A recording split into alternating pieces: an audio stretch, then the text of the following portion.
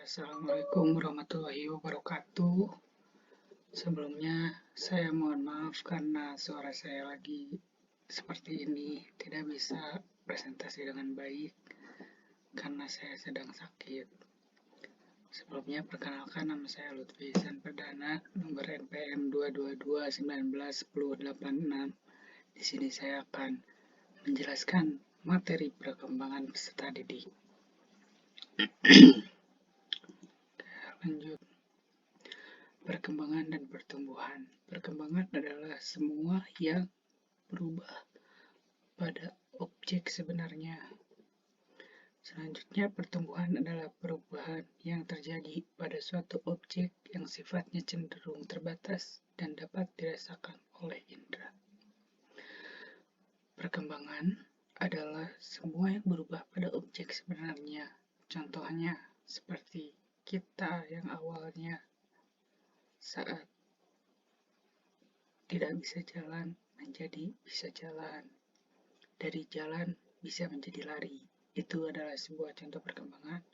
Sedangkan pertumbuhan adalah perubahan yang terjadi pada suatu objek yang sifatnya cenderung terbatas dan dapat dirasakan oleh indera. Seperti kita yang awalnya pendek tumbuh menjadi tinggi, yang asalnya kecil tumbuh menjadi besar. Nah, itu merupakan contoh pertumbuhan. Oke, selanjutnya ada faktor pertumbuhan dan perkembangan juga dipengaruhi oleh beberapa faktor. Nah, di sini ada faktor pertumbuhan dan perkembangan. Yang pertama, nutrisi. Kita mendapatkan gizi yang seimbang dengan yang tidak seimbang akan berbeda pertumbuhan dan perkembangannya karena sangat mempengaruhi. Nutrisi itu sangat mempengaruhi pertumbuhan dan perkembangan. Selanjutnya ada kondisi psikologis, seperti kalau kita dibesarkan dalam keadaan rumah yang selalu berantem, teriak-teriak. Nah, itu juga sangat mempengaruhi perkembangan dan pertumbuhan anak. Selanjutnya ada lingkungan. Faktor lingkungan itu seperti apa? Seperti kita misalkan berada di lingkungan yang jelek, maka bisa jadi kita itu pertumbuhan dan perkembangannya jelek gitu. Kalau kita berada di lingkungan yang baik, maka kita akan tumbuh dan berkembang dengan baik. Selanjutnya, biologis itu faktor gen dari orang tua. Selanjutnya ada prinsip dan fase pertumbuhan dan perkembangan. Hubungan pertumbuhan dengan perkembangan. Hubungan tidak bisa terpisah dari pertumbuhan. Perkembangan terjadi secara bersamaan atau setelah pertumbuhan. Perkembangan terjadi dengan baik apabila didukung dengan pertumbuhan yang normal. Oke. Selanjutnya ada fase perkembangan manusia. Yang pertama ada fase prenatal. Fase prenatal sendiri ialah fase saat kita berada di dalam kandungan, dalam janin. Itu adalah fase prenatal. Selanjutnya ada masa bayi. Masa bayi ya saat kita sudah terlahir di dunia dan menjadi bayi. Selanjutnya ada masa kanak awal. Ya, ini seperti balita, bayi bawah 5 tahun.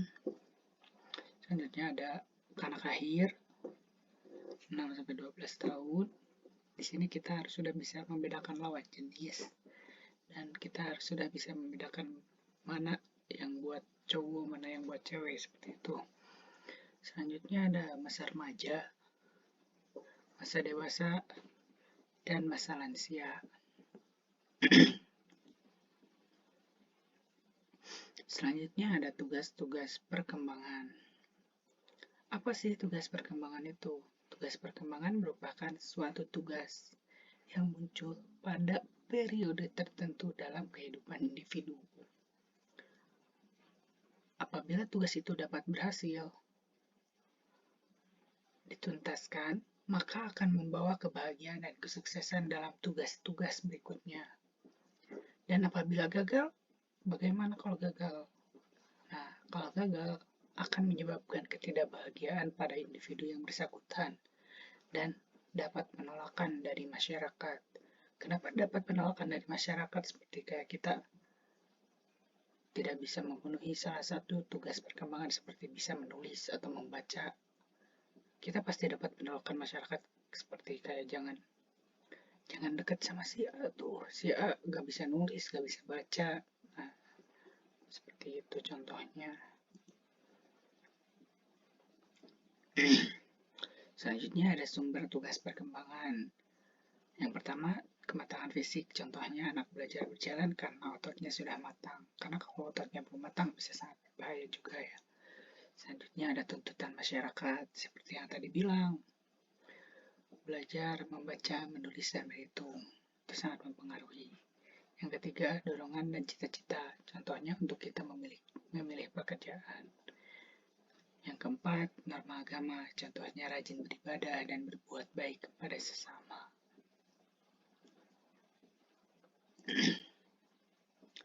Selanjutnya ada peran sekolah.